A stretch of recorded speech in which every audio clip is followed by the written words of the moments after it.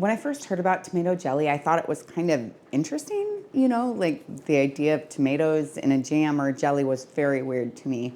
But it has quickly become something that my family has enjoyed. I really like doing the jellies because I can my juice in the summertime when my fruit is prolific and my jobs are high in the garden. And then in the wintertime, when I have more time, I can go ahead and pull out that juice and make some really quick jelly.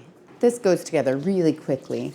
I just add 2 cups of tomato juice, 6 tablespoons of pectin, 2 tablespoons of lemon juice, 1 tablespoon of ginger, half of a teaspoon of salt, half of a teaspoon of hot sauce. This one's my Chipotle hot sauce, but you could really use any. And then half of a teaspoon of butter. The butter is optional, but it does reduce foaming. I pre-measure 4 cups of sugar and set it off to the side. I'll place my pot on the stove and bring it to a boil. Now that I'm at a rolling boil, I'll add my sugar, and I want to add it all at once. That's why it's important that it's pre-measured.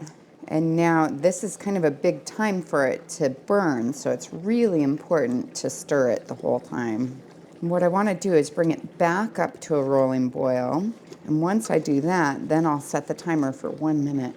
Now it's time to start the timer, and I'll stir the whole time. This is actually a really crucial step because if you do it for too long or too short, then the pectin won't set right. You know it's a full rolling boil when you stir it and it continues to boil. I'll then ladle my jelly into 1/2 pint jars, and I'll go up to 1/4 of an inch of headspace, which is the space from the top of the food to the top of the jar. And you can see it makes it such a nice kind of amber color. It's interesting because you would almost expect it to be red with being tomatoes. But I'll then use a clean damp cloth to clean the edge of my jars. And this just makes it so if there's any food stuff that has gotten on the edge of the jars, that it won't interfere with the seal. And then I'll put the lids and rings on, fingertip tight, and I'll place them in my boiling water bath where they should be covered by anywhere from 1 to 2 inches of water. So I need to add a little water to mine. And then I'll place it on the burner and I'll get it to a boil and process it for 10 minutes. If I'm at sea level, I'm at 1,200 feet, so I'm gonna go for 15. Now that I'm at a rolling boil, I'll set my timer for 15 minutes. Now that the timer's gone off, I'll remove the lid, turn off the heat, and let it cool for 5 minutes.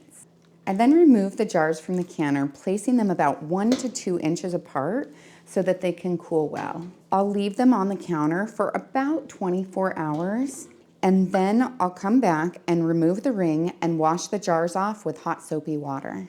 I'll then place them in my pantry, which is cool, dark, and dry, perfect location for any canned goods, and I'll use them within the next 1 to 3 years. Sometimes I think it's good to taste test without any other flavors. Sometimes if you do it on bread or a cracker or whatever, then you're gonna get that flavor and it's gonna be a little bit harder to differentiate.